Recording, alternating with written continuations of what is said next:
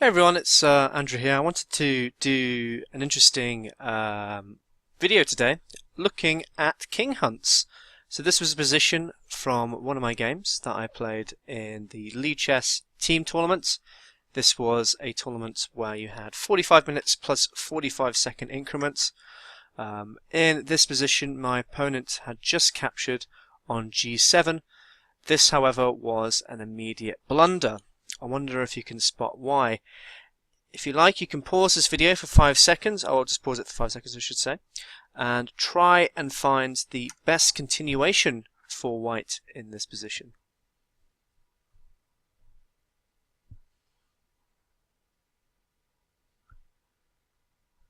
Okay, so hopefully you paused it and you managed to find the best continuation for white.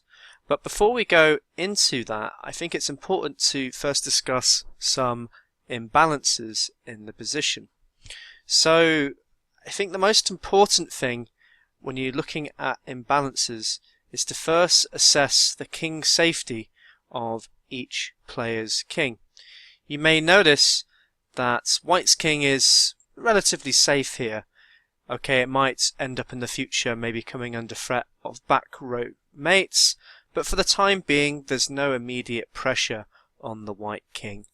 Meanwhile, the black king, after just capturing on g7, it has exposed itself a little bit, but even then it's actually got some weaknesses in its position. You may notice that there's a black squared weakness on h6, also that there's no pieces surrounding it to defend it. Okay, this bishop does defend this area here, but you'll notice that the knight should really be placed on the king side, so it would be much better placed if it went over to h6. Another feature of assessing the position of the board is to look at the activity of the pieces as well. I think here black's pieces in comparison to white's pieces are a lot more passively placed. As I've already discussed, this black knight needs to go over here. These two rooks are not communicating particularly well with each other with the queen in the way, and this bishop just seems to be sort of doing its own thing. It needs to come back and try and defend the position. So that's definitely another problem, and I think for white here you can see that all his pieces are well primed onto the black king. So this rook can come in here, this rook can easily come to f1 as well to create even more pressure along that file. This knight can also easily come into the attack if need be. Materially wise, in these sort of positions, although I'm down one pawn, the other imbalances seem to outweigh this small material imbalance. And in actual fact, the material doesn't even matter in this position, as I played the move rook takes on f7. So hopefully you found that move. If you did, well done. In fact, this is a forced mate in 7 from here. Now I wasn't able to find the best continuation, as you'll find, but I did find a very strong continuation that ended up in a very interesting king hunt. So black has to take on f7. There's no other move. If the king goes to h8, then it's an immediate checkmate. So it has to take here. And here I took the pawn on h7, so destroying all of the protection around the black king. Now the king has two options here. It can go to f8 or to f6. I'm going to show you the less interesting option, although it's still quite a beautiful mate from here. So king to f8 looks pretty unsafe, which is why my opponent didn't play it, and you'd be right for doing that, because after rook to f1, the only move here being now bishop to f6, the knight can now come to e5.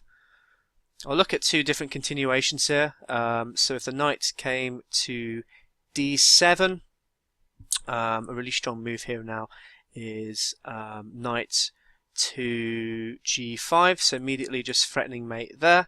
If the knight tries to block it, there's this fantastic cute little mate with queen to h8, and you can see here that this bishop cannot take because the rook has pinned it. and then the king can't move anywhere either. So that's one little continuation. Another continuation would be the move e5 to try and create maybe some breathing room for the king, or maybe the rook to come here and, I don't know, try and escape along there. But this also does not work in view of this continuation. So knight takes on f6, and there's really no good moves here because white is just threatening to move the knight to d7 with checkmate. And notice that would be a double checkmate, or double check with mate, which is quite cool. So if you played a move like rook to e6, trying to create that escape square for the king, the knight can still come to d7 with check, king to e8, and rook to f8 checkmate. So that's quite beautiful. But that was not what was played.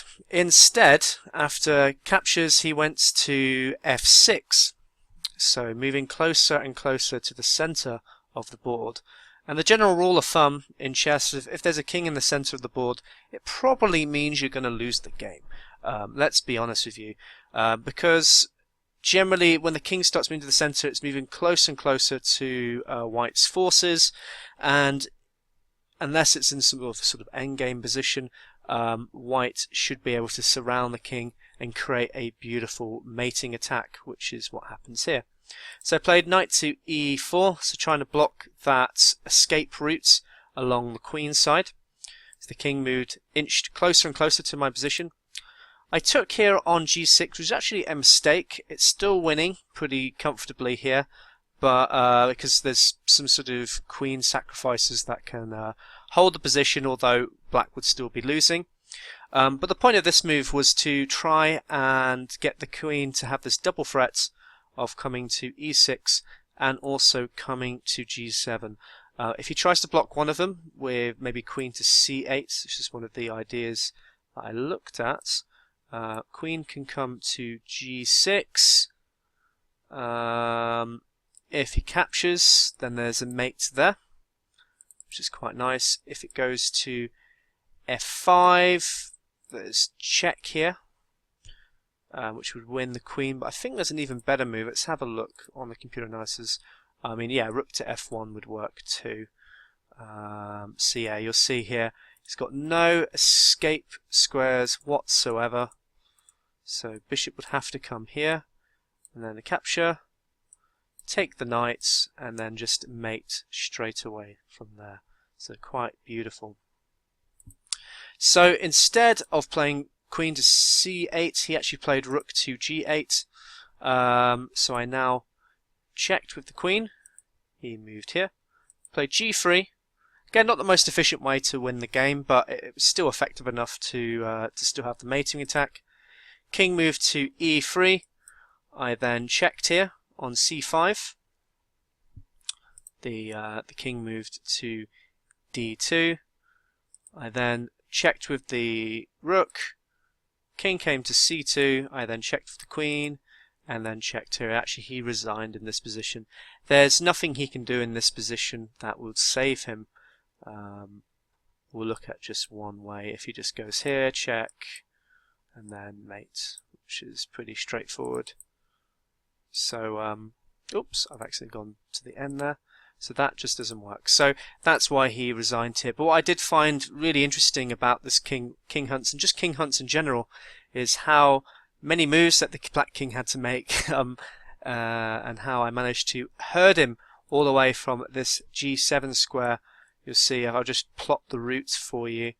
So he came all the way along here. So that's how many moves is that? So it's 1, 2, 3, 4, 5, 6, 7 king moves to deliver the mates.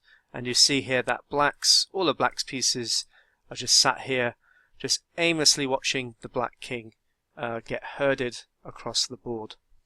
So I thought that this would be an interesting theme to have a look at some other games which involved some king hunts. So let's have a look at some of them. So the second game I wanted to show you was from 1620. This was a game played between Greco and an anonymous player. So the game started e4, e5, f4, so entering the king's gambit. It was capture, knight to f3, g5, bishop c4, and now g4 was played. And here Greco decided to play quite a speculative sacrifice here. I'm not sure it's particularly sound, with bishop takes on f7. There was of course king takes and knight to e5 check. So here the best move is to move the king back to e8. This would survive most of the onslaughts. There was an interesting continuation here after moves such as this. So attacking the queen would take on f4, so regaining back another pawn. But black is able to start to defend the position quite comfortably. Knight to c6, so just as long as he develops normally, he should be okay here. So now there's ideas of playing rook to f8 and then the king coming to g8. So I think here black is doing okay. So he's up a pawn as well, is another thing. But instead, if we just go back and move, the king played to e6, which it was a little bit of a mistake, as now the king is exposing itself further. So there's a queen capture, king took on e5, why not? He's up in this position, so why shouldn't he take? Well, the problem with it is, obviously, he is now exposing himself further into the center. Queen came to f5, king to d6 and d4, and it's now looking very hairy for black. There's a lot of threats going on, ideas such as knight to c3, and just pouring all the pieces into the black king. Bishop came to g7 to try and block some threats and ideas of the queen coming to e5 and throwing some checks in, but actually this is also just a bit of a mistake as well. There's captures here with check. King came to e7, so just blocking all the development of his pieces and just moving the king back to square one. Bishop to g5, bishop came to f6, e5, and the crucial blunder here now, bishop to g5 check took, and this is definitely a mistake, as queen to g5 now, king to e8, queen to h5, e7, and castles. So this is now looking very, very bad for black. In this continuation, it's saying knight to h6. In fact, what was played was queen to e8, which is still losing. Queen to g6, e6, check, knight takes, check, d5, c3, king takes on d4, f4 check, c5, b4, king to c6, king to c4, b6, and checkmate there. So definitely, and again another game where the king path is just going all over the place, and we just see an interesting. I think from here it's quite an interesting position. So as you can see, black is up ahead in quite a lot of material, but it does not even matter as white is able to do the checkmate. I'll just show you the path again, so you'll just demonstrate this attack, how strong it is, and a4 checkmates. Fantastic, fantastic moves. And I think what characterizes this position as well, if we were to take this as a snapshot compared to the last position, is how helpless the black forces are, sort of looking upon the enemy king as he gets checkmated. I wanted to show you another funny game that involves another king hunt. This was a game between Robert James Fischer and Bent Larsen. Started e4, we reach an Alekhine position. Knight to d5, d4. We'll just scroll through these moves here. So the knight captured on e5, which in response black played knight to d7. So the best continuation is actually an invitation to a gambit, but one other alternative, if you're interested, is playing the knight to f3. But Bobby Fischer was not interested in that. He instead went for this beautiful continuation. So capturing on f7, king took, queen h5, e6, and then there was just a few checks here for a moment, repeating the position. In fact, I think actually black can take the draw here if he goes to f7. But what was quite funny about this game in the notes that I looked at is actually Larsen sort of jokingly said in the game that at d6 he says, I'm going to win the game now. And I think it's a little bit suspect at this point. As we've already explored already, quite often in these king hunts it is the king that's exposed the most that generally loses. So c4, knight 7 to f6. There's a check thrown in. King to e6. We see a lot of king movement going on. This is a capture of the knights. Black is just really far behind here now. I mean, white is just cashed in on the knights and just still has an excellent position. Knight to c3. Okay, the black king takes on d4. Bishop e3. And you just see here that black is just gaining tempo on the queen and developing even more of his pieces. a3 was played just to kick the queen once more, and actually this provokes the black queen to go on to b2, which is actually a blunder, as you'll see in a moment.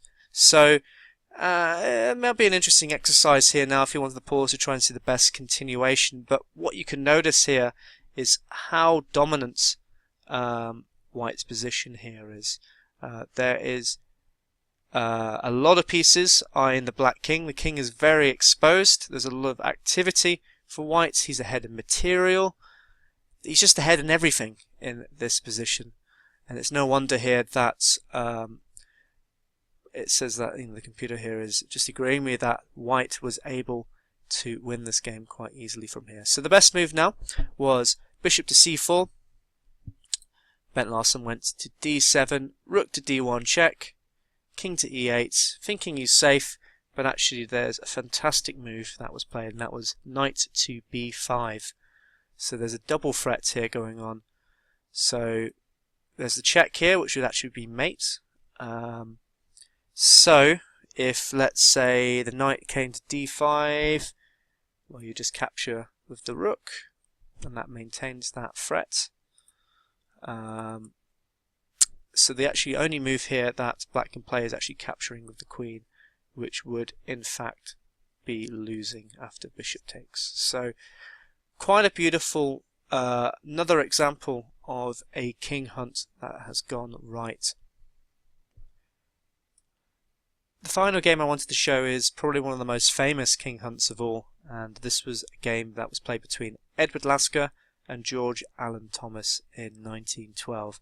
You may have seen this game before, but in this position there is a mate in 7 where white's all of white's pieces manage to force the black king to the other side of the board, which I think it creates this beautiful mating attack, which is why it's this is quite such a famous game in that regard.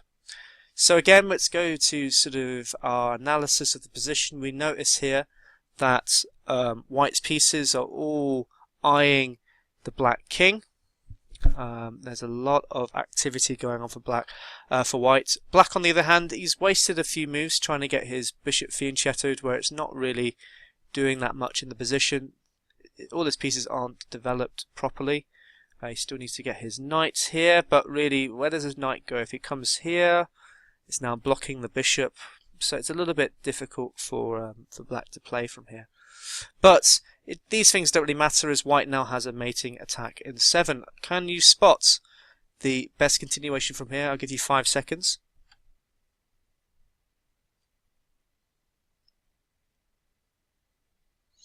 Okay, so the best move here is the fantastic queen takes on h7. So what is black to do? Well, he has to take the knight. He has to take the queen, sorry. And now there's knight takes. This is a double check. Again, there's only one move that black can play. He can't go to h8, as this would be mate. So the king comes to h6. Knight to g4 check. King has to come to g5. h4 check. Once again, the king has to go to f4. So it's kind of nice. sort of predetermined path for the king as he's being led to execution. G3, king to F3, bishop E2 check. Perhaps not the best move here actually. What would have been faster would be king to F1, the point being after, let's say, something like takes here, the knight can just come to H2, which would be mate, so that's an unstoppable mate there. But a little bit difficult to spot, admittedly, but I think White's mate is a little bit more beautiful, so he actually plays bishop to E2 check, king has to come to G2, and now rook to H2 check, king to G1, and the final move is two ways of checkmating. You can play D2 here, which is checkmate, which is what was played, or I think an even cuter mate would be to castle long with mate. What a beautiful game. Well, that concludes all of the king hunts I wanted to show today in the theme of this video. As you've noticed already, if we go back to sort of summarize perhaps some of the lessons, king hunts are often characterized by there being some key imbalances in the position, namely obviously king safety being the most important, and then exploiting that with the imbalance of piece activity, development, and as we've also seen, how piece and material does not matter too much in these king hunts, as quite often the other imbalances combine together to create these beautiful checkmating patterns. I hope you enjoy these videos. Please let me know if you've got any other king hunts that you'd like to share with me. I'd love to see and hear some of these games, because some of them are absolutely fantastic to look at. But thank you for watching. Comments and views below.